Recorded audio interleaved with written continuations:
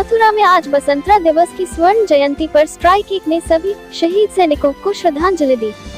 समारोह की शुरुआत को वॉर मेमोरियल पर माल्यार्पण के साथ हुई। इसके बाद फर्स्ट डे कवर और बसंतरा डे ट्रॉफी जारी की गई।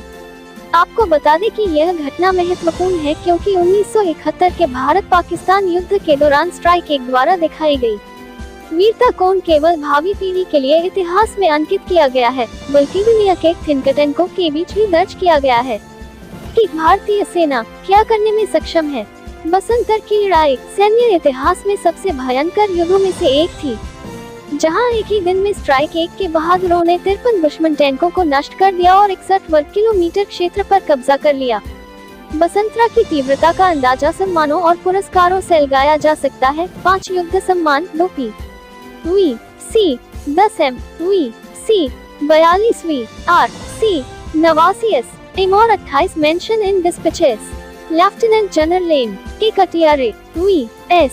ने अपने संदेश में कहा, आज बसंतरा की लड़ाई की 50वीं वर्षगांठ के ऐतिहासिक अवसर पर मैं उस युद्ध के महान शहीदों को श्रद्धांजलि अर्पित करता हूं और स्ट्राइक एक के परिवार को अपनी हार्दिक शुभकामनाएं देता हूं। उन्होंने कहा, आइए हम अपने आप को अपने राष्ट्र की सेवा के लिए फिर से समर्पित करें और बसंतरा के बहादुरों के योग्य उत्तराधिकारी के रूप में भविष्य के किसी भी संघर्ष में अपनी योग्यता साबित करने के लिए कड़ी मेहनत, प्रशिक्षण और अच्छी तैयारी करें। यह इतिहास 16 दिसंबर 1971 को रचा गया था, जब भारतीय सेना के वीरों ने वीरता, धैर्य, नेतृत्व से देश के दुश्मन को खत्म करने और युद्ध में उनके नापाक इरादों को विफल करने के लिए दृढ़ता दिखाई। बाइट संबोधन army officer, byte Manoj Kumar veterans ex army, byte SSP doctor Gaurav Grover, byte Nitin Gaur मुख्य विकास अधिकारी Mathura, byte ex army officer Mathura Uttar Pradesh से युवराज डॉक्टर केशवाचार्य गोस्वामी।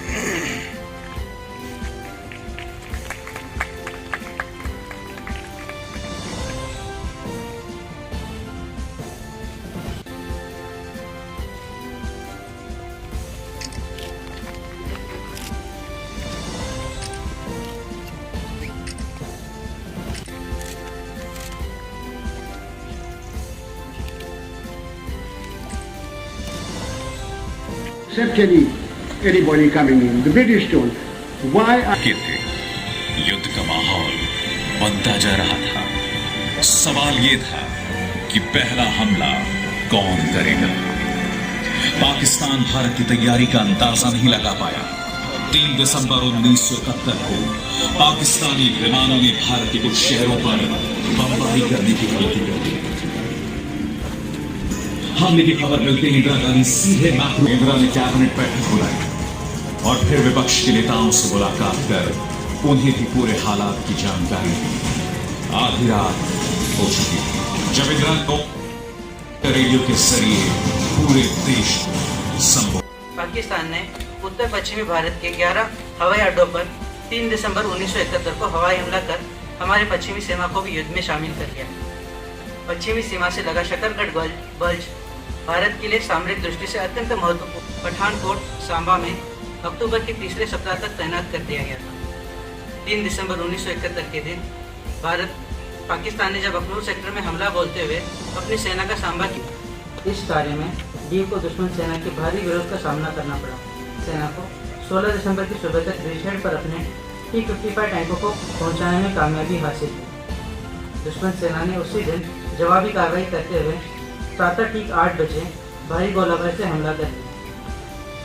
भारतीय सेना ने भी अपनी जान की परवाह न करते हुए अदम्य साहस और युद्ध कौशल का परिचय दिया। उन्होंने अकेले ही दुश्मन के 7 टैंकों को क्षतिग्रस्त कर नाकाम कर दिया, जिसके उपलक्ष्य में उन्हें मरणोपरांत परमवीर चक्र से सम्मानित किया गया। अगले ही दिन पाकिस्तान सेना ने 2 और जवाबी हमले किए, जिन्हें 3 ग्रेनेडियर्स ने सफलतापूर्वक नाकाम कर दुश्मन के हौसलों को पूरी तरह पस्त कर दिया। इस अद्भुत वीरता और दुश्मन की सफलता पर 2 विशिष्ट सेवा मेडल और 28 मेंशन एंड डिस्पैच सहित 295 पदक प्रदान किए गए। वन कोर की 5 यूनिटों को बसंतर नदी के बैटल ऑनर से भी सम्मानित किया गया। भारतीय सेना के जाबाज सैनिकों की असाधारण बहादुरी एवं एक सर्वोच्च कोटि के नेतृत्व के परिणाम स्वरूप पाकिस्तान के पंजाब प्रांत में हमने एक अत्यंत महत्वपूर्ण इलाके को अपने कब्जे में ले लिया था। 1971 के युद्ध में भारतीय सेना के लगभग 3000 वीर शहीद हुए। आज हम सब उन वीरन बाकुरों की स्मृति में अपनी श्रद्धा सुमन अर्पित करने के लिए एकत्रित हुए हैं। धन्यवाद। बसंतर के स्मरणीय युद्ध की स्वर्णिम जयंती पर मैं बसंतर के युद्ध क्षेत्र में शहीद हुए सभी वीर योद्धाओं को श्रद्धांजलि अर्पित करता हूँ और स्ट्राइक वन के बहादुर जवानों और उनके परिवार को अपनी शुभकामनाएं देता हूँ। साथ ही मैं यहाँ मौजूद भूतपूर्व वीर सेनानियों को नमन करता हूँ जिन्होंने देश सेवा में महत्वपूर्ण योगदान दिया। मेरा आप सबसे अनुरोध है कि कृपया खड़े होकर इन भूतपूर्व सेनानियों का मेरे साथ अभिनंदन करें।